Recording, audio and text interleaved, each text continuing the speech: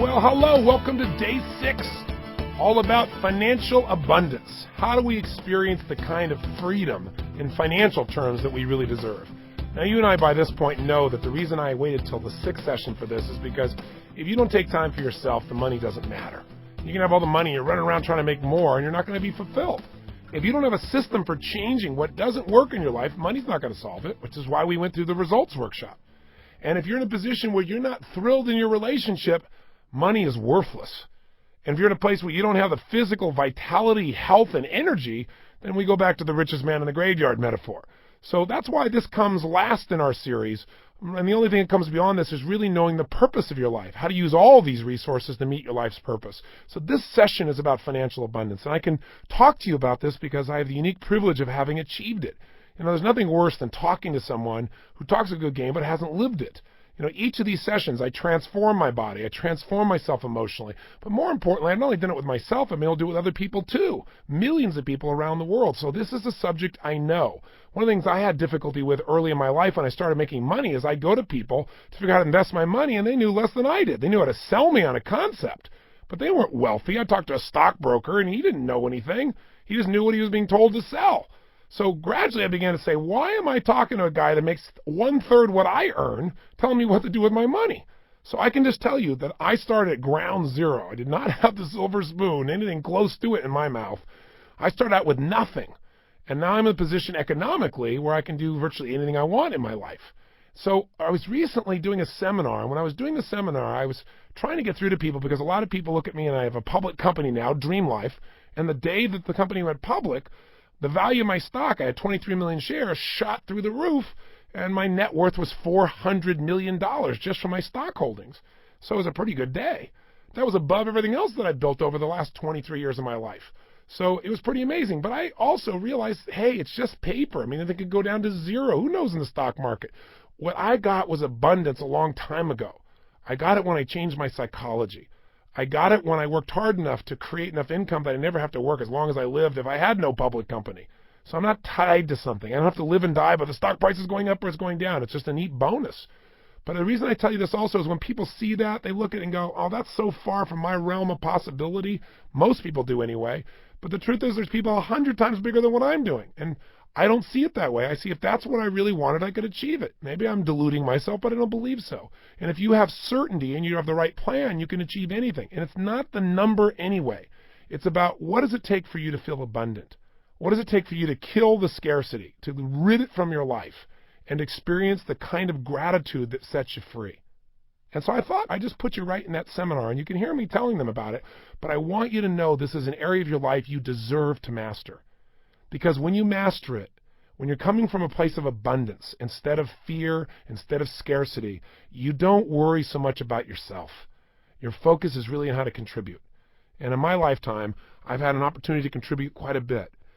In fact, I started my foundation decades ago, and it really began with me feeding 2 people on my own with the little money that I had.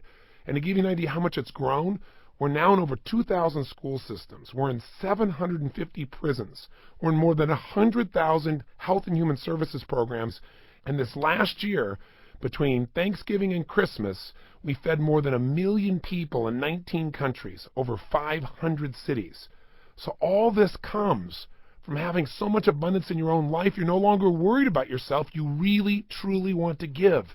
But I'll tell you this, the best way to get beyond scarcity is start beyond it. If you can get yourself to feel that abundant now by doing things as if you were already financially independent, everything changes.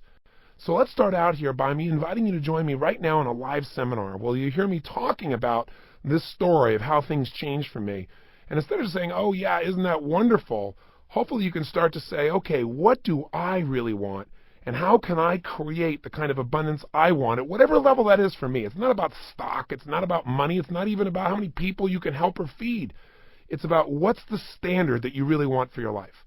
And what I'm trying to get across to you, I guess, is I'm just a guy. But I've had the privilege of doing very well in this area of my life because I finally decided it was ridiculous for me not to be abundant financially when I was being abundant emotionally and spiritually and physically. So I want you to listen in. Let's get started.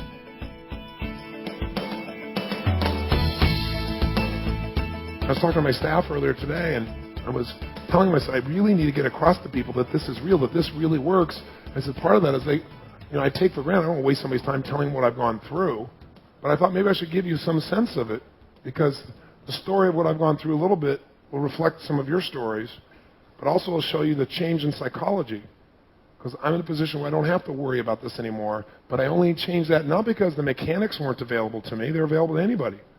But they became not only available, but used when it was a must, when I changed my model of the world, when I made it okay.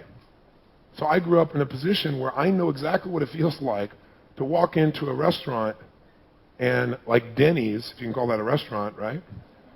That was my idea of a restaurant. And go in there and freak out and look at the menu and see how much something cost before I ordered it, and worry. And if you took a girl out, praying she wouldn't order something expensive, and then feeling rotten for not wanting her to have what you wanted her to have, which is anything she wanted.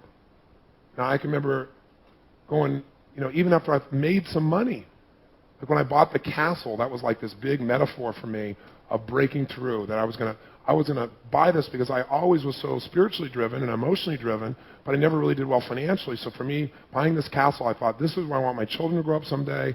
This is like me driving the stakes in the ground. I'm going to show myself that I can take the invisible and make it visible.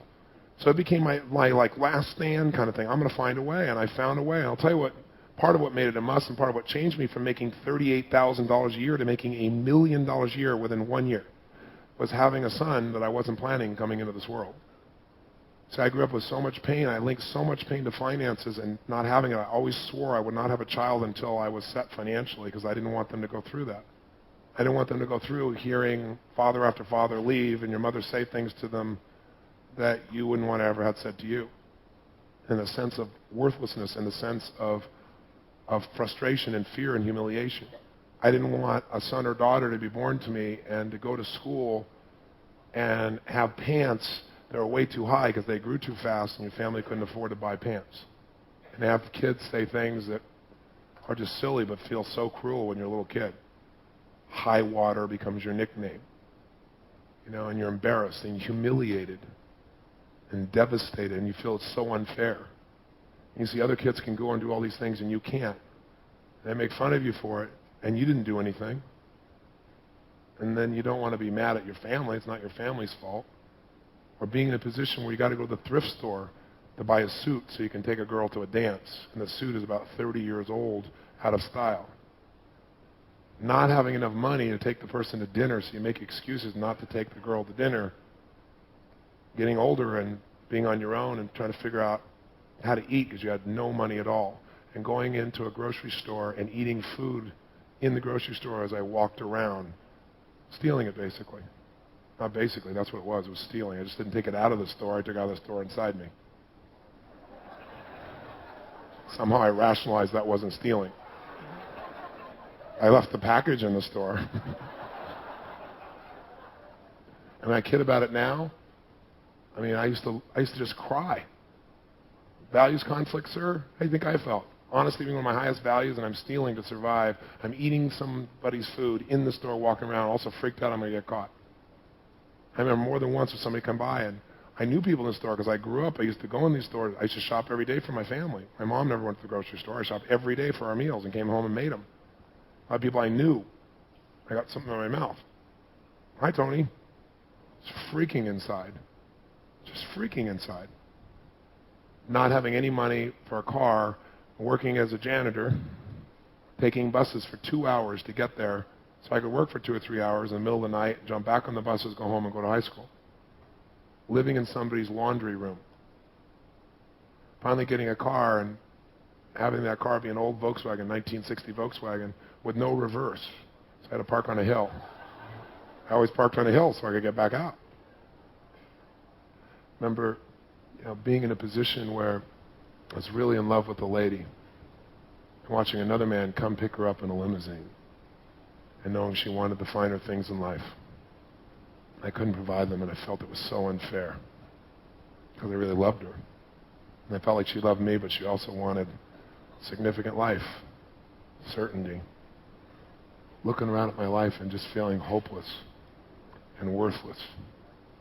Living with a woman who I liked a lot but did not love really wanted it out of the relationship with, but stayed in it because she paid half the rent. Convincing myself I should stay with her for security, for $400 a month split between us. Giving up my dignity for $200. It's true. Thinking about what I dreamed I would do with my life and knowing it would never happen. Because I didn't have the resources, I thought.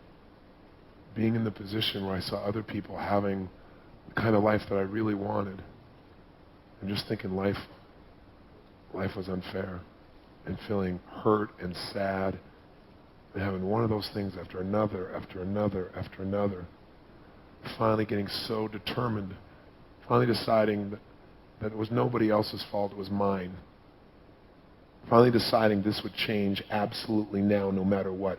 Finally looking at an empty chair, knowing I could not pay my rent, knowing I couldn't answer my phone because I owed everybody money in town, every kind of bill collector, knowing my electricity is about to be turned off, and hearing this song by Neil Diamond saying, I am, I said, and no one heard, not even the chair, and looking at an empty chair and thinking that's so true. That I wasn't even supporting myself, much less changing the world, much less doing what I was put here for. I was so busy trying to survive that I wasn't doing anything to make the world better. And I got hungry. Not for food, for meaning. I got hungry enough that I stopped blaming everybody else, and I decided this was going to change. It was going to change right now, no matter what. And I went for a run on the beach, and I gained 38 pounds because I didn't want to make it that it was that bad. It wasn't that bad. I was still young. It wasn't my fault. It's my mother's fault. She threw me out. That's everybody else's fault. So I hated the way I felt. I hated the woman I was with. I hated my life. So the fastest way to change the way you feel is eat. Because I didn't want to do drugs because I linked pain to that. So I gained my 38 pounds. But on that day, I'll tell you what, man, I decided I am much more than what I'm demonstrating mentally and emotionally and spiritually and physically and financially. And one day I changed my life, and I went on this run, 38 pounds, bouncing back and forth, full tilt, man, with every ounce of myself. A song in my ears from a group called Heart, called Barracuda. And I pushed myself as hard as I'd ever pushed myself in my entire life. Total intensity. And I came back and wrote down everything in my life I would no longer settle for ever again. Settling for less than I believe in, settling for a life of survival, being in a relationship that I don't love, being fat, being broke, hiding from people, lying. That is not who I am. And I wrote down everything in my life I was totally committed to. So I wasn't just going to solve a problem. That was sickening enough. I was going to create the life, and I knew it was here. Somewhere inside yourself, knowing you deserve more, so do your children, so do the people around you. Life deserves to see more of you show up. And not lying to yourself and saying it's okay. Not saying it's a terrible feeling or it sucks. Saying what it really is. It's disgusting. It's vulgar. It's humiliating. It's horrible. Because it's with that, when you get that kind of truth with yourself, you'll find the drive to change anything. Because then it'll be a total must. And when it's a must, you'll find a million ways to do it. And when you find a million ways and you start doing a few, pretty soon you're proud of yourself and you got momentum. And I did. I remember thinking, my God, if I could ever make $2,000 in a month. And then I did it. And I was like, God, if you could make $5,000 in a month. I mean, $60,000 in a year. And then it was like, wow. 10,000. And then I made $10,000 in a day, and I was 19 years old. I was like, yes. I'm going to have pants long enough. No worries. I'm going to drive a decent car. I'm going to have a life that I want. I can give to my church. I can do this. I can do that. Then I went back to see my friends, all these people I loved. I was so excited. I want to share with them. I said, let's do things. Let's fly to Egypt, and let's race camels between the pyramids. He said, what's the matter with you? You just into money? I said, no, I'm just not into poverty anymore. No? Huh?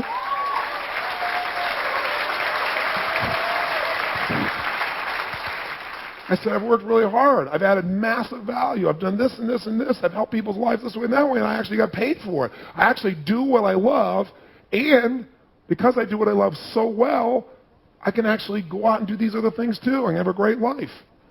But what I got was, I thought if I had money growing up, I saw that not having money meant pain, no love, arguments with my parents, all this loss, all this separation, not being one of the cool kids, not even having a bicycle till an uncle goes and finds an old one and shines it up and paints it for me and makes it and gives me my first bicycle. And he didn't have a whole lot of money, but he had an unbelievable heart. So when you link that, man, not having is why everybody hates each other, they leave each other, they don't love each other. Then you start saying, yeah, I'd like to have some. And so then you do, and then people reject you. Now your brain is really scrambled. You do good things. You make a difference in the world. You cannot earn without adding value. Let me tell you something. The only way to become wealthy is to add more value to other people's lives than anybody else is adding. It is the only way. If you don't add value, you will not sustain the wealth. You will not maintain it. Your income is in direct proportion to your contribution, period. And you're going to make yourself wrong for that? I guess you want to limit your contribution. But we forget that because, boy, love is one of those deep human emotional needs, isn't it? So now having money equal pain, so I got rid of it. I started not showing up for key meetings, started treating people harshly, started sabotaging every way possible because my brain went, you better get rid of this money because no one's going to love you. So I did. And my Aussie friends have a term for it in their country. What's it called, guys? That's right, the tall poppy syndrome. You get a little too significant, we'll cut you down to size real quick. All people's fears. Because other people not want to be honest with themselves and say, I could be more. And one of those areas is the way I contribute, and one of those areas is economic. But I don't want to look at that because it'll make me feel inferior, so I'll just do what feels good. I'll go drug myself, drink myself, watch myself, live myself, anything else. It's not everybody's focus. It doesn't need to be. But most people are not even close to where they really want to be. They mitigate their real wants. They lower their standard in order to feel comfortable wherever they are. They don't look at what they really want for their lives. And they come up with every excuse and reason to make it feel justified and holier than thou. So I sabotaged it all and found myself in a 400 square foot bachelor apartment and broke all over again. And I learned I love people. If you help people, they still like you, but don't make any money at it. So I didn't. For years. Broke. Terrible. Till finally a few things happened that just got me inside, and I realized I was playing a game. I was doing this to get people's love. I was lowering my standards for how I wanted to live life and what I want to contribute to life to try and get people around me to approve. And there was a time when I got mad as hell and I said, next level, and I kicked it in gear. And then what really pushed me over the edge, though, was making it a must with the leverage of my son. I got myself up to $38,000 a year. And guess what? I'd had all this pain. I was doing okay. It wasn't great. So what happened? When it was really intense pain, I had this drive. As soon as I got near $40,000 a year, gosh, I was only 23. So bottom line is I went out there and did it. My son comes along, wham, $1 million. Then guess what? I stayed at $1 million for the next 5 years. And by the way, I found a way to spend $1 million. I went from making $38,000 a year, living in a 400 square foot bachelor apartment, and I made a huge move, man. I grabbed hold of my psychology and I went for it. I had a choice to move from Venice to Marina del Rey. It's across one street if you've ever lived there. But it's a totally different identity. Anybody know what I'm talking about here? 2 psychologies and divided by 1 street. And there's a big difference in what you pay to be an achiever, isn't there? You got to pay for significance. And I was living in Marina del Rey. And I'm building a business. Yep. Robbins Research Institute. I sat there in this little room and said, I got to create a name for this company. I got to make a company that sounds really big. Right? So an institute, that sounds big. And what am I going to do? I'm going to research everything that works. Robbins Research Institute. So I had a little room, right? It wasn't big enough to have an office and have a bed. So I thought, which one will get me further? So I took the office. I had this desk, and I had Robbins Research Institute. It was an answer phone, right? And I had 1 stereo to help change my state because I was kind of depressed at times because I didn't really feel like I was quite pulling it off 100%. And I had an 8-track player. Remember those? And you go, where'd you sleep? I hung from one end of the room in the corner to the other a hammock, and what I put in was a futon so it was solid, and that was my bed, so I could go under it and do my work and build my company. That's how I started. I moved from there to the castle. I moved from $625 a month to $16,000 a month. 1 month. I went down, I was building my business, and I got some partners, and I lived in San Diego, and I said, I can't build this by myself, I need your help. I said, I'm the best communicator you're ever going to find, I'm humble about it. I said, I am. I will in my lifetime touch more people than any human being you're going to meet in terms of actually helping them to change the quality of their life. It is my destiny, and I will do it, and there'll be plenty of money, but I'm happy to split it with you. I need people to do the resources. I'm on a mission. I need somebody to handle the finances. I need somebody who's happy to do that. That's what they do. They said, done deal. We went to your program. You're unbelievable. And my momentum was growing in the culture. So then I made $1 million a year, but I never saw it. The person had a great lifestyle, was my mage. Oh, Mr. Robbins, I love your jacuzzi. This is great. Love your workout room. I was never there. It wasn't like I was out spending millions of dollars. I was gone.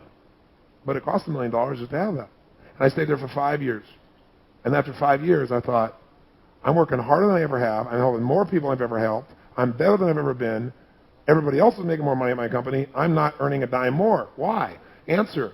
Earning more than $1 million a year? What's the matter with you? What are you, greedy? Is there something? Aren't you spiritual? Why would you have to have more than $1 million a year? And my brain went, is it possible to earn more than that? Is it possible to add more value? And this is a spiritual game about create whatever you want. And you went from 38,000 to $1 million in a year. You should at least go from 1 to 3. I thought, but how did I do it? And that was the secret. I figured out what got me to make it a must. And what it was nothing more than something else I cared more about than myself.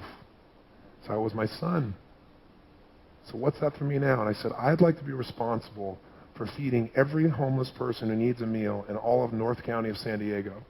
There's a man named Brother Benno, an amazing, amazing man there. And I went and met him, and I thought, I want to be able to pay for a quarter of that, so that when I eat every night, I know that every soul in this county of this city can eat because of my good works. I set that goal, and I figured out what it would take. I figured out to earn $3 million, be able to afford to do that, and still have more for my family. And I made $3 million the next year. But I stayed that way for about 4.5, 5 years. And then a few years ago, I started thinking about what I really want my destiny about, what I want to contribute to the world and to society. And I figured out a really crystal clear vision that I have now. I know exactly what I'll do over the next 16 years of my life. After that, things will change, but I know precisely what I'm going to do and where I'm going to go. I know what it takes. So now I make between $7 and $10 million a year, personally, of which, by the way, 10% of it comes from seminars. This whole company, all that I do here, and yet this is 80% of my time. Not a brilliant decision financially, but an unbelievably rewarding decision emotionally. Right? Thank you very much. Thank you very much. Thank you very much. Thank you. Thank you very much. Thank you. That was awesome. Thank you. Thank you very much. Thank you. Thank you. Thank you very much. Thank you. Okay. So you heard a little of my story, and hopefully it gets you to relate. I mean, I really did start out just as a janitor. I really started out with zero. And just as I became abundant in other areas, I became abundant in this area, because the secret is psychology. Now, one of the psychological barriers to becoming wealthy is the belief, the limiting belief that, gosh, I have nothing to start with. You know, I have no vehicle. I don't have my own business. I can never achieve this. Well, let me tell you that comes from not understanding one simple principle that I know you've heard about. But, you know, there are a lot of things in life we know intellectually or we've heard about, but we don't own it emotionally, so it doesn't benefit us.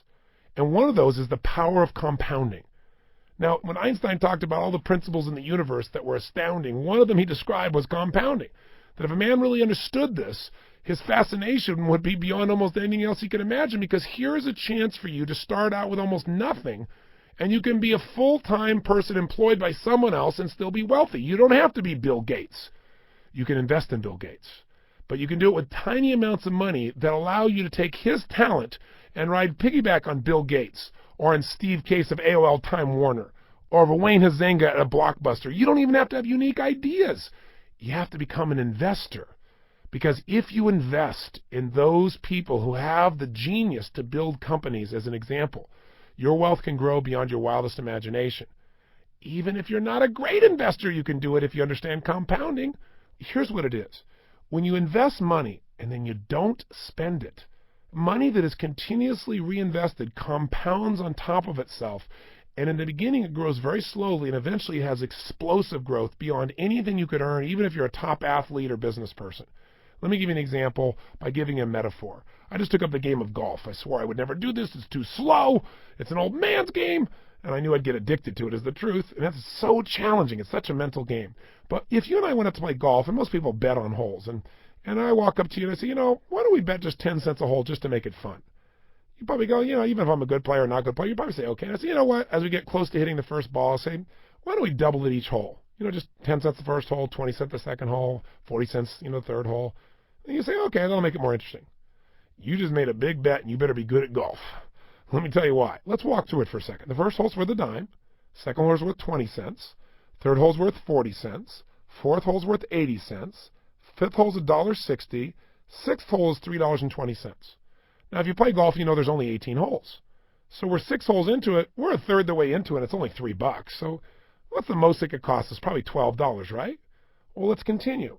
If the sixth hole is $3.20 and we double it, then the seventh hole is $6.40. The eighth hole is $12.80. The ninth hole is $25.60. Now, there are 18 holes. We're halfway there. Are we a little higher than you pictured in your mind when we started? Yeah, but you're going, oh, what's the worst? $100, $50, $75? Oh, no. The 10th hole is $51.20. The 11th hole is $102.40. The 12th hole is $204 what? $80. Come on, you can follow this in your head. The 13th hole is $409.60. The 14th hole is $819.20. The 15th hole is $1,600, $1,638.40 to be exact. You know what it is on the 18th hole?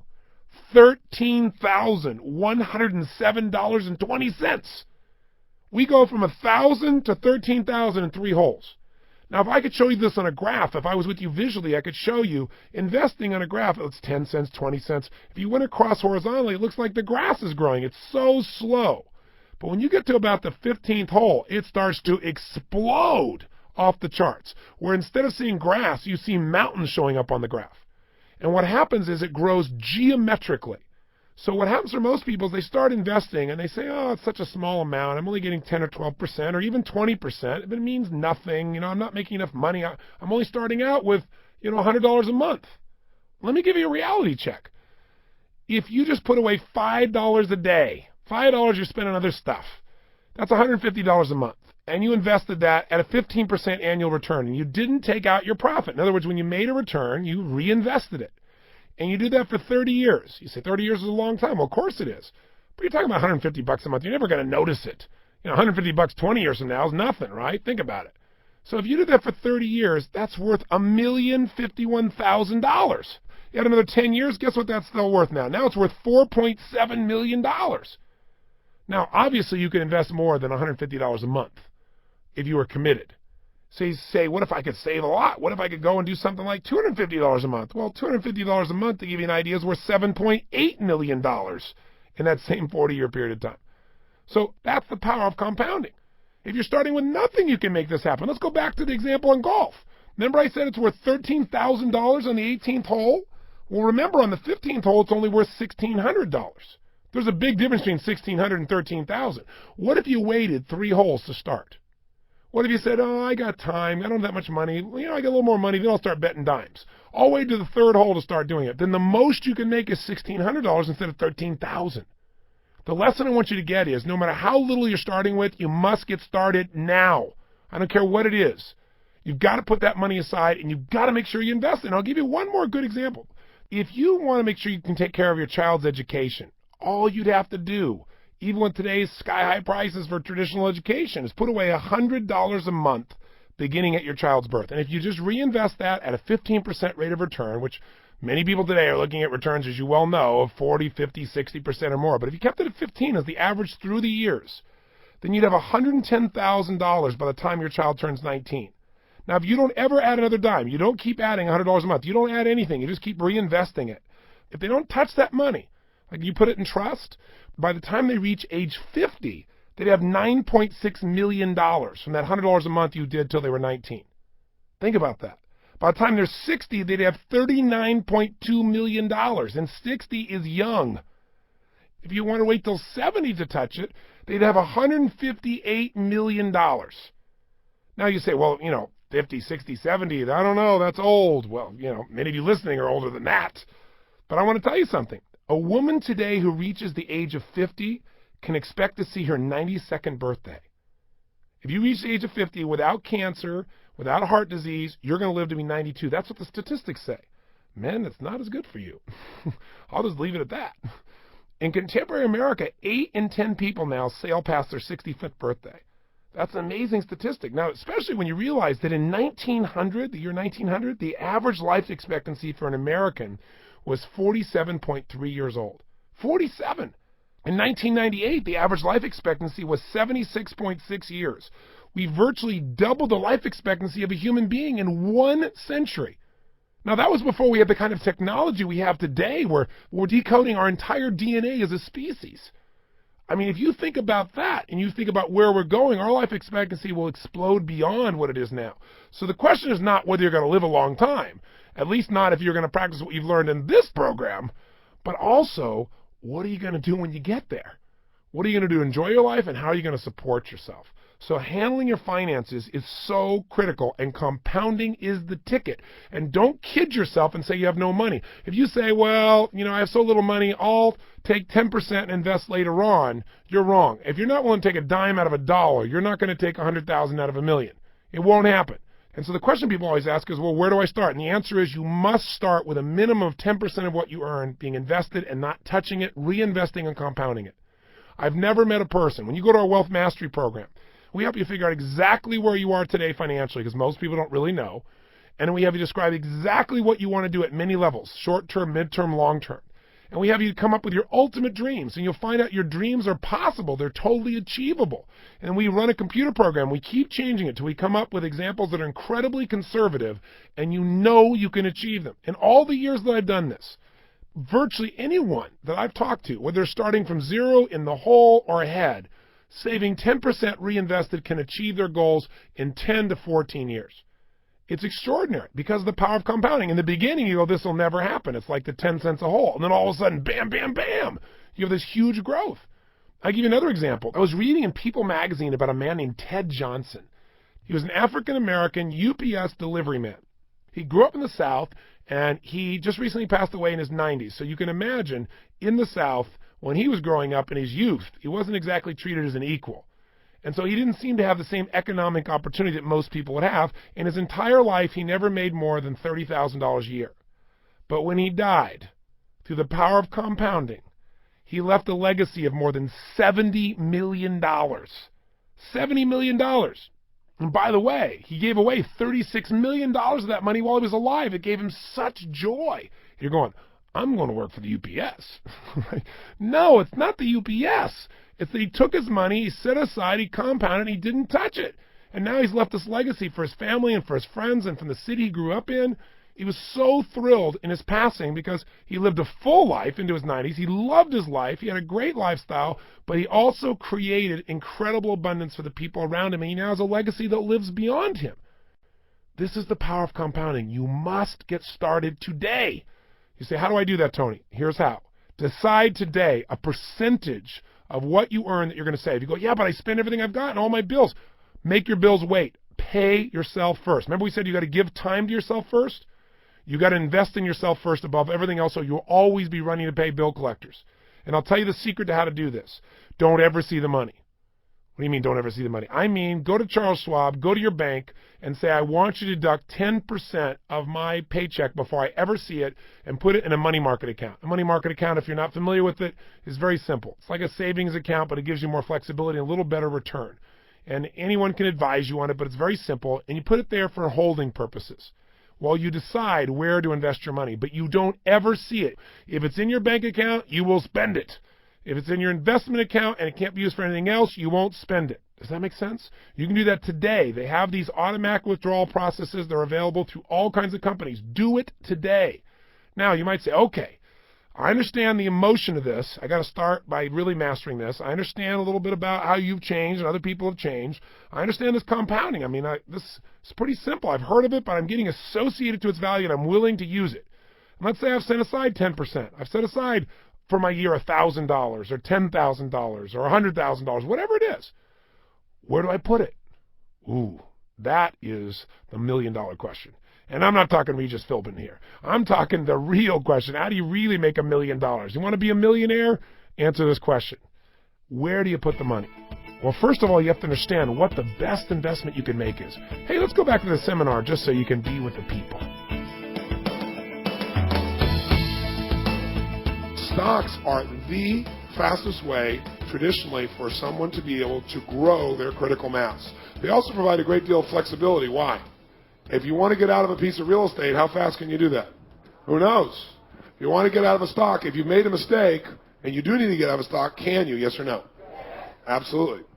Give you an idea, since World War II, the finest investment you can make through time has been what then? Stocks. They've delivered nearly a 12% rate of compounded return for nearly 50 years. Is that a pretty good track record? Half a century? What has happened in the last half century? Recessions, wars, famines, I mean, you name it. The world has changed more in the last 50 years than probably any time in human history. So it gives you an idea of the value structure. So I'll give you an example here. Rip Van Winkle and the Wall Street Wizard. If at the end of 1927 a modern Rip Van Winkle had gone to sleep for 60 years on $20,000 worth of corporate bonds, paying 5% compounded, which is what they've averaged, he would have awakened with $373,584, enough for him to afford a nice condo, a Volvo, and a haircut. Whereas if he'd invested in stocks, which returned 9.8% per year during that time, he'd have $5,459,720. Since Rip was asleep, neither the crash of 29 nor the ripple of 87 would have scared him out of the market. Now, by the way, how much money did people lose in 1987 in the stock market crash in the United States? How much did they lose? Nothing unless they what? Sold. So those people who got seduced in here went, oh my God, the sky is falling, sold down here. And by the way, did the market return? How quickly? Staggering. Less than a year, all of a sudden it's exploded back up, and where is it now? So if you didn't sell, you didn't lose anything. In fact, more people made money on that day than any day in decades. My friend I told you made $500 million that day.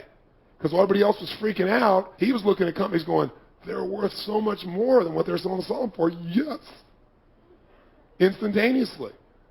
So give me an example. So let me show you why companies are growing companies are one of the most unbelievable investments you can imagine. Walmart. In 1974, Walmart had 78 stores. Kmart had 1,326, and Sears had 851. The combined equity market value of Sears and Kmart was 65 times that of Walmart. Now, before you look at the next thing, I want to give you a little clue. All the analysts at that time who were evaluating looked at the resources that Sam Walton had and his current growth rate based on what he'd done, and they said the guy's maxed out. What they didn't look at was his ultimate resource, which is Sam Walton's ability to innovate and model. He spent 2 days a week going to other people's stores, modeling what other people did. He had no shyness about anything they did that worked, they went and did. They did not evaluate his ability to motivate his employees to give their all and create a relationship with customers that had never been seen in that environment at that price point before. And as a result, Walton has done something, Walmart, that's just staggering. Give you a perspective. In 1989, the market value of Walmart was $24 billion, 3 times Kmart and 2 times Sears. By 1996, the market value of Walmart was $51 billion. A $100 investment in Walmart in 1974, never adding another dime, was worth $23,000 by the end of 1989, and by now it's worth $42,000. $100 worth 42 grand, never adding another penny. Is that staggering? Okay. So this is not $100 a month. That was a one-time $100 investment. If you did $100 a month, can you imagine what the compounding of that would have been? Beyond your imagination. Here's another one, Disney. The market value of Disney in 1984 was $2.1 billion. Today it's $43.6 billion. That's actually old. It's changed since they bought Cap Cities. But a $100 investment in 1974 is worth $6,000 today. $100 a month, if you look to the right there, invested every quarter in 1974 would be worth $437,000 today. Just to give you a perspective. And then Subaru, and if you would have bought in the early days of Subaru, if you would have bought stock rather, it sold for $2. It then went up to $167. 33 bagger. Thus, if you bought a $6,000 worth of stock in Subaru, starting in 1967, hung on to it and sold it at its peak, your $6,000 would have left you with $1 million instead of a rusty old car. Same price of the car, if you bought the stock, you'd be a millionaire. How many vote? This is the place you want to have a significant amount of your assets. Now, I've made a big point here to talk about how stocks overall through time have been the best investment to make. but obviously your individual decisions are going to shape that. And if you know so much more about real estate or your own business or any aspect of investing, then that's obviously where you're going to want to spend a good deal of your time. Whatever you invest in, you've got to understand it. And of course, there are many choices. And I'll tell you something else. Often people say, well, that's true when stocks are going up, but what about when the economy goes down? What happens when we go in a bear market? Well, the truth of the matter is you can make money in any market. And if things are going down, more people became wealthy during the American Depression than any time in U.S. history. I can tell you, for example, in the recession we had many years ago here in the United States, I remember a lot of people were freaking out. But if you've managed yourself well, a recession is a great place. I remember one of my sons was very concerned because he thought, oh my gosh, there's been this big boom in stocks and it looks like it's over and I'll never really be able to participate in a victory again. I'll never have that big victory, that big achievement. But the truth of the matter is he was looking at the high prices of homes at that time in various parts of the country and the high price of automobiles. And I said, listen, let me tell you a story. During the last recession, I remember I wanted to buy a car. It was an 850i BMW. I remember it would just come out, and the sticker price on it I think was around $80,000 or $90,000. But the price to get one in California when they first came out, there was such a waiting list that it was $110,000. People were buying the cars and then reselling them and marking them up. And I thought, this is insane. I'm not going to spend this kind of money for a car. Literally, less than 60 days after these cars were so hot and everybody wanted them, the recession came. All of a sudden, the economy tightened for the short term. And those same cars were just sitting in the lot. No one was buying them. I eventually got that car for just above $40,000. Now, this is 2 months later. So when you start looking around thinking, real estate in the northeast of the United States, it's exploding, exploding, exploding. You'll never go down. Trust me, there are always adjustments, and you can win no matter what. If you got a lot of cash during that time because you've handled your finances properly, you can do extremely well in your lifestyle. So yes, take advantage of whatever the economy offers you. Don't operate out of fear that you can only do well in a great economy. A great economy is one you're prepared for. All right, let's recap. What did we learn? Financial abundance comes from an abundant psychology. You've got to be willing to take risks. You've got to put yourself on the line, but they don't have to be huge risks. You don't have to be an entrepreneur to be wealthy, but you do need to become an investor. If you become an investor, you can become wealthy beyond anything you could earn in your job, because there's only so much you can earn by yourself, but compounding is unmatched in its power, and we've learned the power of compounding. We've learned that of all the investments we can make, the one investment that traditionally has brought back the greatest return is the investment in companies that are growing, that are expanding. And so we understand that the stock market has been one of those primary investments, not the only one. So we know we've got to take 10% of what we earn and invest it. The question is, okay, let's say I've committed to this, and I got Charles Schwab or somebody to deduct 10% of my money. Where do I put it? Well, let me just tell you this. You're going to screw up. You're going to put it in the wrong places. You're going to invest in companies that are going high flyers, and they're going to be cut in half overnight. It's going to happen. You're going to buy a piece of real estate, and then the market's going to crash. This is going to occur. I don't care how good you are, the greatest investors in the world screw up. I work personally with one of the top financial traders in the world. I've worked with him now for 6 years. Now, this guy pays me $1 million a year plus to coach him because I get a percentage of his profits. Anyway, I turn him around, I help him create a system, and part of what I did with him is focus on where he was putting his money, asset allocation. And I learned this from Sir John Templeton, a different investor, probably one of the greatest investors in history. Sir John was one of the first international investors. Way before you ever heard of somebody like Warren Buffett or Peter Lynch, there was Sir John. And Sir John is a genius. And I went with him, and I sat down with him one time, and I said, what is the secret to investing? He said, do it. I said, that's pretty simple. He said, but also I'll tell you this, Tony. Everyone makes mistakes. He knew the man I worked with. He said, he's not even right half the time. I said, you're right. He said, but he has the right asset allocation. He said, you're going to be wrong a good deal of the time. But the most important thing that's going to determine your success or failure long term, more than any individual decision you make, is going to be your philosophy towards investing. What he taught me was you got to think of your money as having 3 buckets. So let's say, for example, you're saving 10% a year. And if you made $100,000, to keep the numbers simple, that means you have $10,000. You're going to need to put a percentage of that in a bucket we call the security bucket, a percentage of that in a bucket we call the growth bucket.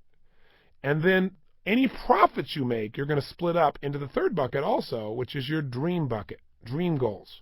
And I'll walk you through each of these. So, for example, if you made $10,000 a year and you saved 10%, you'd have $1,000. You might put 50% of that in your security bucket, $500, 50% of that in your growth bucket. Or if you made $100,000 and you saved 10%, $5,000 might go in security, $5,000 might go into growth. The percentage you're going to split isn't necessarily 50-50. Let me explain the buckets and their purpose, and then you can decide your percentage. And you need to decide this in advance, not hear about some high-flying stock and go and put all my money into that. Because you're going to find something that flies real high can fall real quick. And if it does, you've lost everything you've got because you didn't do what we call asset allocation. You didn't allocate your assets, your money, in a way that guaranteed long-term success. So he said, here's how you understand it, Tony. Think of the first bucket as being like the highest bucket. He said, you're going to take a percentage of your money, no matter what, and you're going to always put it in the security bucket first. Now, what goes in the security bucket are investments that are, by nature, very secure. They're not very risky. Since they're not risky, they also don't give a really large rate of return. Because in life and investing, the greater the risk, the greater the potential return. There's also the greater the potential loss. Less risk, less return. They just go together. He said, that's not bad, though. That's important. If you understand the power of compounding, the money you put in there can get you to your goal long term. It'll look like it's growing at the speed of grass, but he said, truthfully, it'll get you where you want to go. So the kinds of things that fit in this are fixed income investments. Now, if you're not familiar with that term, a fixed income investment is, for example, like a treasury bill or a money market account, a municipal bond or a corporate bond. What a bond is you give your money to somebody, you loan it to them, and they give you a bond. They give you an agreement that says, I will pay this back, and I will pay you 5%, 6%, 7%, 8% on your money. So I'll pay you all your money, plus I'll guarantee you a 7 or 8% return as an example. So that's called a fixed income investment because it's guaranteed, but it also limits the return you can get. It's fixed. It can't get any higher than the 8%. It can't go any lower than the 8% as an example. Does that make sense? These are secure investments. Your insurance policy, where you're building up policy value that you can borrow back later, that goes in your security bucket. The home you live in, you're probably not trying to sell that home. You're really just living in that home. You want to hang on to that home. You don't want to sell it and use that money to eat on. So this is something that you're using purely to have security in your life. Now, he said, once you put money in the security bucket, you don't touch it. You don't take it out until it's time to retire. You leave it alone, and even though it looks like it's growing slowly, you'll be surprised before you know it, you'll be the UPS guy. Now, the second bucket is the growth bucket. So in the growth bucket, this is where you put a percentage of your income, and this is where you're investing in things that have the potential to grow and give you a much greater rate of return. So in this area, the reason you don't put all your money in this bucket is it's more risky. Because it's more risky, again, you have the potential for more growth. So what fits your growth bucket? Mutual funds, collectibles, real estate, art, any form of securities or stocks. If you're a momentum trader, if you're a sophisticated investor, this is where your options, your puts, your calls, your indexes, where all this goes. Now, no matter how high things go up, they will have a time when they get corrected, whether it be the market, whether it be art, whether it be real estate. There's always a correction. So things don't go up forever. They may over the long term, but there are going to be times when they change. So if you'd invested in real estate there thinking, oh my God, it's guaranteed. For years and years, it's gone up, up, up, and you put all your money in it, you would lose all your money. You'd have nothing to show for it. You'd be starting completely over.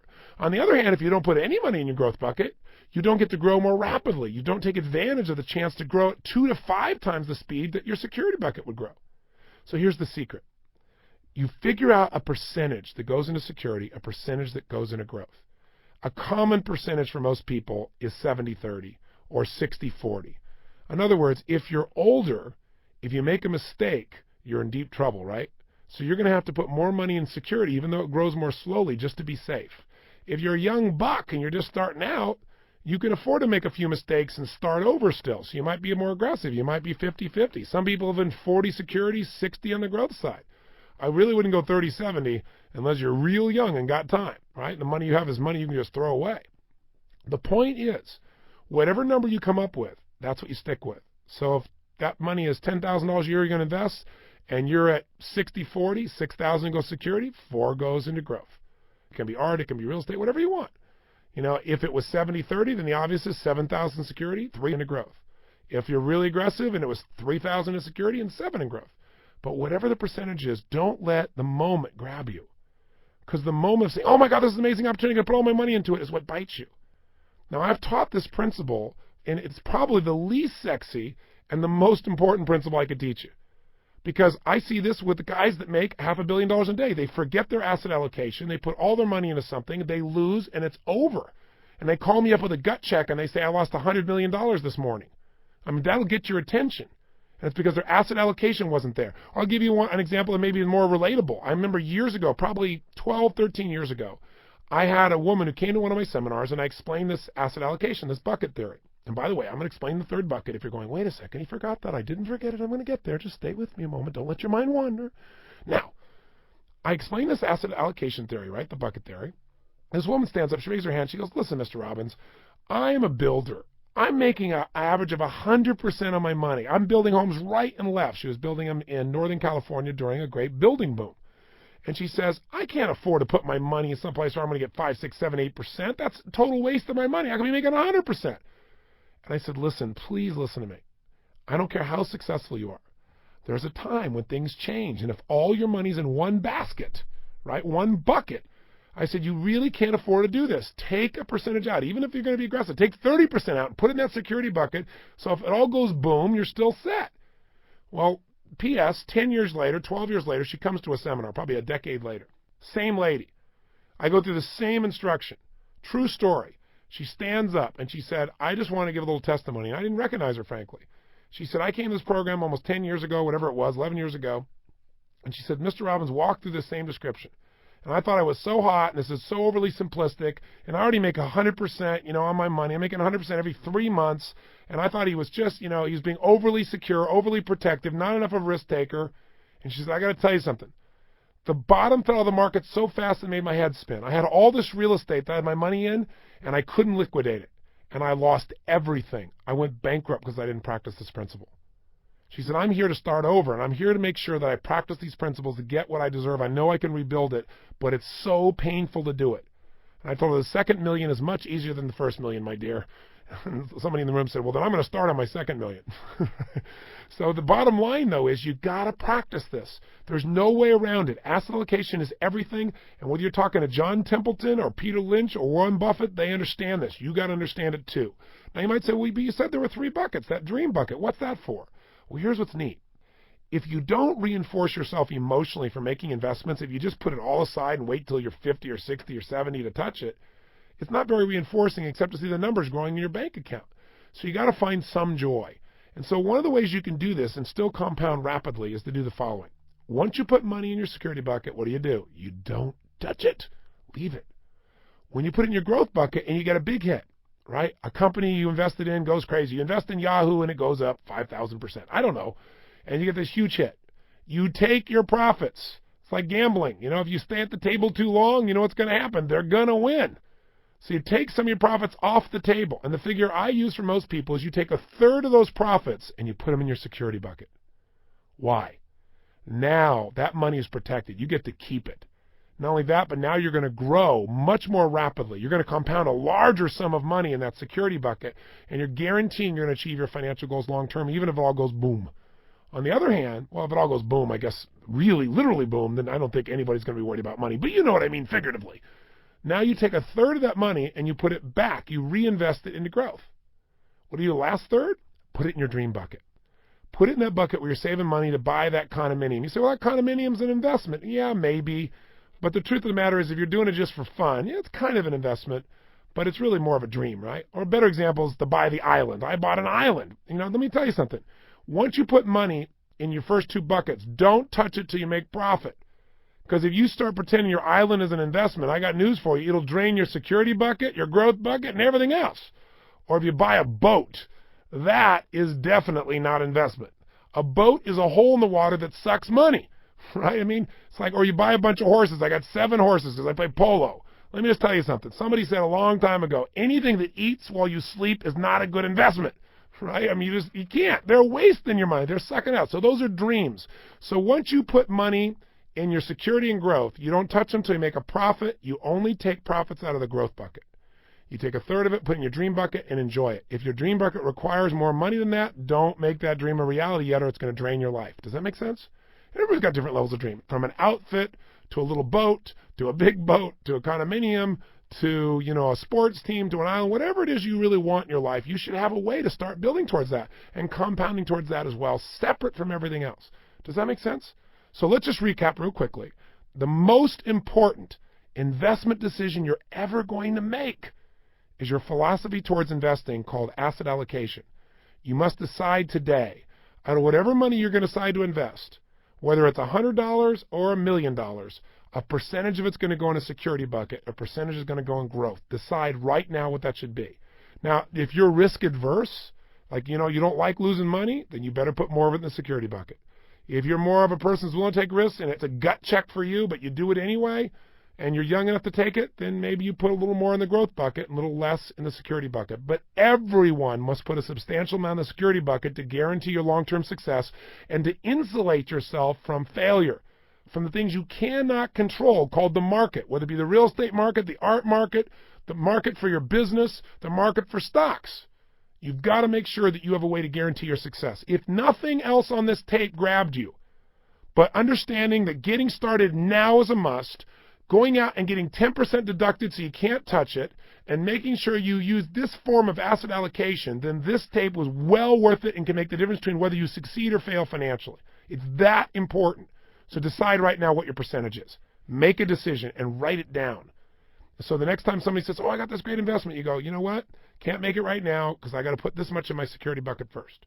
Or I can do a smaller amount of that. I'd love to do more, but I got to do a smaller amount because I got to be smart long term, not get seduced by the short term. This is the difference between someone who becomes wealthy and someone who is struggling. So if it's really this simple, why don't more people become wealthy? Well, really, I'm going to give you 12 reasons. There isn't just one. There's lots of them, and they're actually pretty simple. And as I describe these 12 reasons why people fail to become wealthy, with each one, you should think about doing the opposite, and you have basically 12 simple steps to becoming wealthy. The first reason people never become wealthy is they never clearly define what wealth means to them. See, if you go to our Wealth Mastery program, you're going to find that you might be sitting next to somebody who's worth $100 million, and you might be sitting with someone on the other side of you whose net worth is minus $10,000. I mean, we literally have that diverse a group that comes to the program. People that are totally sophisticated and unsophisticated because the principles are the same. What's interesting, though, is most people never define what it takes for them to feel wealthy, to feel abundant. See, one of the things we do in those seminars is have you define precisely what it would take for you to feel secure, as an example. For most people, if you ask them, what would it take for you to be financially secure, they can't tell you. They go, $1 million, $10 million, but it's random. They've never taken the time to really define it.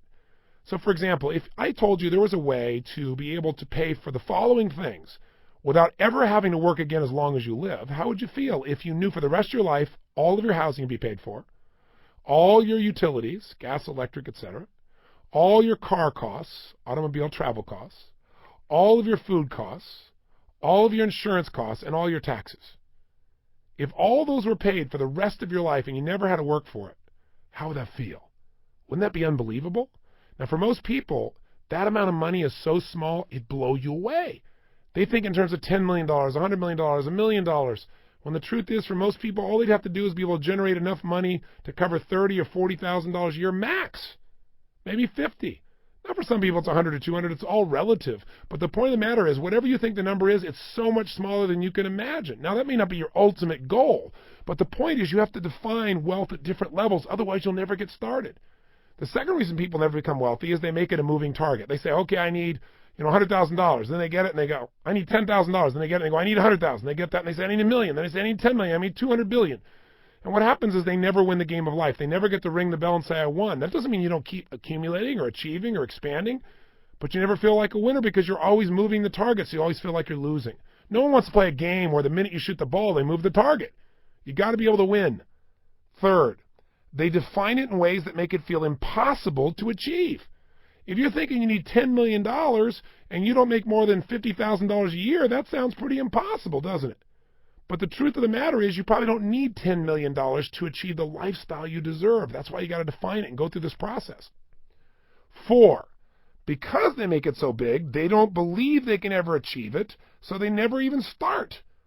5, they never make it an absolute must to be wealthy, to be abundant. See, for most people, it's a should. And I just got to tell you, everybody gets what they must have, not what they should have. I said this before. Right now, you're earning exactly what you must earn, not a dime more. I know your goals are higher, but your goals are shoulds.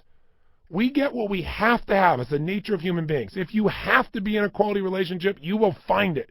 If you should or you'd like to, you're in one if it's convenient, if it shows up. That's true of any area of your life. So you've got to make it a must to be abundant, to be wealthy, to have more than enough. 6th reason people fail to become wealthy, they don't have a realistic plan. Now again, if you come to Wealth Mastery, you can put together a plan that's very real, very realistic, conservative for that matter, and still know you can achieve it, because using the power of compounding and asset allocation can produce results you never thought were possible before. But you got to have a plan. And I'll tell you the next one, number 7, is some people actually get a plan, which is very few people, but then they fail to follow through. If you don't follow through, obviously it's not going to work. That's why you want to make sure you can't help but follow through. Get that 10% taken right out of your paycheck before you see it. Number 8, they tend to fail because they listen to experts and give experts the responsibility to make things work, rather than making themselves responsible. So you got to realize something. No matter how great a person is you work with, no one's going to care about your money as much as you do. Nobody. And you can't afford to have someone else be the expert and then wake up one day and say, what happened? That happened to Elton John, to Billy Joel, to Kareem Abdul-Jabbar. There's some famous names from the past. I mean, all these people got nailed because they gave all their money to somebody else to watch, and they just did their music or did their play, did their basketball. This is so common. You don't have to be rich and famous to make this mistake. You got to look at people for coaching advice, but you've got to understand it before you make an investment. If you don't understand it, don't invest. Because in the end, if you make a mistake, then you can learn from it. If someone else made the mistake, all you learn is you're an idiot. You trusted somebody else, and you're paying the price. That's not the way to learn. And by the way, I learned this way too. That's why I know about how dumb this is. Number 9, they give up when they face major financial challenges. I'll tell you something. More than anything else, one of the reasons I'm wealthy today is because I've been through so many times when I should have quit, when it looked like there was no way to turn around, but I wouldn't give up. I got a chance to talk with Ted Turner recently, right after the announcement of the merger between AOL and Time Warner. That day, he had made $3 billion, billion in that day. Now, it was only 12 years earlier that he made his first billion. The next day, by the way, he lost $1.5 billion because the stock price changed. So this is an interesting thing that happens. I've experienced this myself. I've looked at my stock one day and go, oh my God, I made $50 million today. Oh my God, I lost $25 million. If you did that, you're crazy. It's all on paper. Plus, I asked him, I said, how much money did you spend this week? He said, well, actually, all I spent this week was $2.57 on an Egg McMuffin. Meanwhile, I made $3 billion.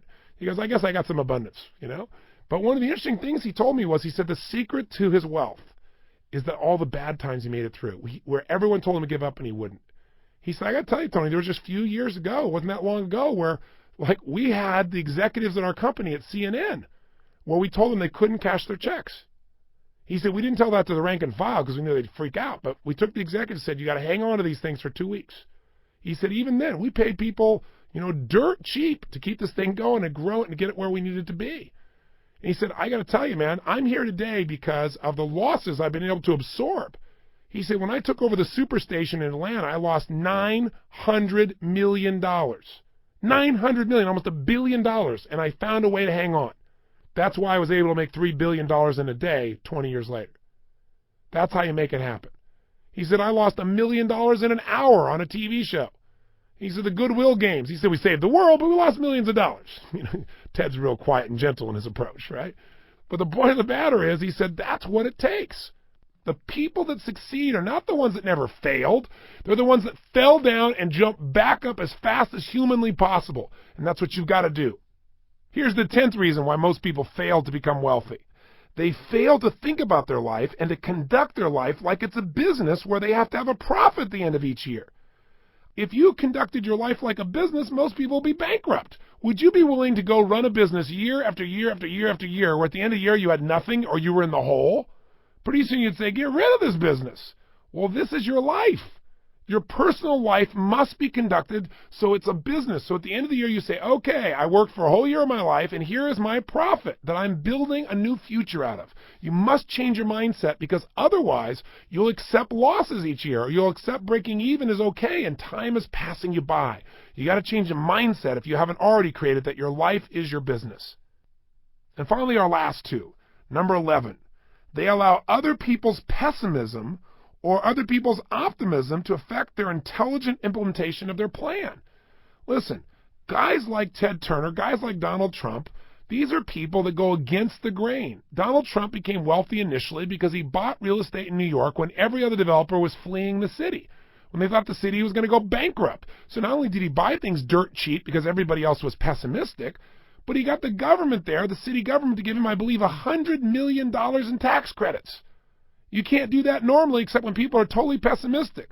People who are wealthy go against the grain. They do not allow other people to control their thought process.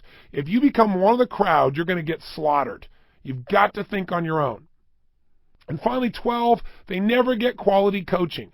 Nobody's an island. Listen, the guy I work with is worth billions of dollars, and he hires me to coach him and pays me a fortune to do it because he needs a fresh point of view. He needs somebody who looks at it from a totally different perspective. So if you want to be wealthy, you got to do the opposite of these 12 things. You got to first define what is wealth for you. How much is it going to take? Secondly, lock that definition in place. Don't keep raising the bar continuously. You can raise the bar for what you enjoy, but know when I hit this number, I'm financially secure. I'm financially free. Third, make sure you define it and you create a plan that you believe is achievable. That's third and fourth. Fifth, make it a must for you. Write down a paragraph why you must be wealthy. You must have abundance. What it'll do for you, your family. Not why you'd like to be, why you have to be. 6, get that plan. 7, make sure you follow through on that plan. The minute you have a plan, do something towards its attainment. The first thing I do when you end this tape is I call Schwab, I call my bank, I call whoever I do business with and say deduct 10%. Even if I don't know where I'm going to put it yet, put it in a money market. Hold it there while I decide where to invest it. 8, make yourself responsible for what shows up. Don't just trust the experts. Let them coach you, but don't give them the responsibility. 9, do not give up when the going gets tough. Right? Most people are tested. When you're 5 feet from the goal, that's when most people give up. You got to keep pushing and you will get there. 10, do the opposite of everybody else. Make your life a business. Say, I'm going to have a profit at the end of the year financially, personally. 11, don't let other people's emotions control you. If they're pessimistic, you still think it through. If they're optimistic, don't run and do it. Think it through. Make sure you understand what you're doing and make sure, no matter how optimistic or pessimistic they are, don't vary your asset allocation. That's what protects you. And finally, get good coaching. A coach is so invaluable for your body, for your relationships, for your finances, for your career. I really encourage you to really test out our coaches because I think you'll be thrilled. And if you want to do that, again, I'll tell you, you can call us at 1-888-834-9096. So in summary, what is this really about if you're going to be wealthy? Well, to be financially wealthy, all you got to do is this. Spend less than you earn. This is the magic formula. This is the thing nobody wants to hear because it's so basic, but it's the whole secret. Spend less than you earn and invest the difference. And then reinvest that for compounded interest until you have an amount of money that sets you free for life. That's all it takes. And the only way you're going to spend less than you earn is if you make it a must by not having a choice. And if you guarantee you're going to reinvest it, that's what you got to do. Put in the right asset allocation and you will win. You got it? That's it. There's no way around it. And if you can save more than 10% and make yourself do it, John Templeton literally saved 50% of what he earned when he was struggling. See, you got to remember the power of compounding. So what do you need to get started? Here's what you need to get wealthy. Only 4 things, and we're going to wrap this tape up. Number 1, you need time. And guess what? You've already got that. You know, everybody I talk to says, God, you know, if they're in their 40s, they go, I wish I started in my 30s. If they're in their 30s, they go, I wish I started in my 20s. Right? If they're in their 50s, they go, I wish I started in my 40s. If they're in their 60s, God, I wish I started in my 50s. If they're 70s, I wish I would have started in my 60s. I mean, guess what? Start now. You got the time, and time is your friend. Compounding, the more time you have, the easier it is to win. You start out at 25, and you can start with a tiny amount of money and have millions. You start out at 50, you're going to have to invest a bit more because you got less time. 2, you need compounded growth. And you have that the day you make the decision to utilize it. The day you start investing, you've tapped into compound growth. And you don't want to wait 3 holes to start investing in that golf game. Otherwise, you cheat yourself out of a giant return. 3, you need to make intelligent choices. And you accomplish this by learning about what you're investing in and, most importantly, by defining your asset allocation, those 3 buckets, deciding what that percentage is today. And finally, 4, you need some money, but that's available. It's available in your own pocket. You can earn it, and if you have a reason to earn more to invest, you're going to be inspired. You may find a way to earn more than you ever did before. And finally, I'll say this about this subject. You're not really wealthy unless you're abundant in all forms, mental, emotional, physical, and spiritual.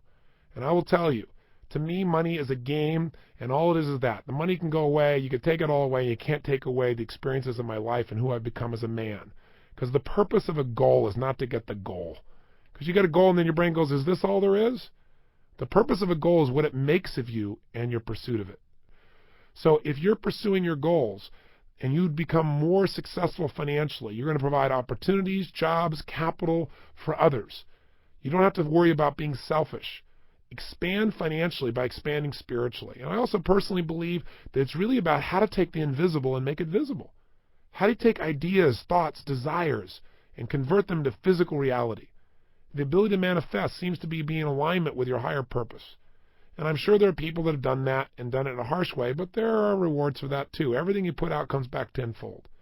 But it's an emotional, spiritual game. And I'll tell you how to be wealthy right now.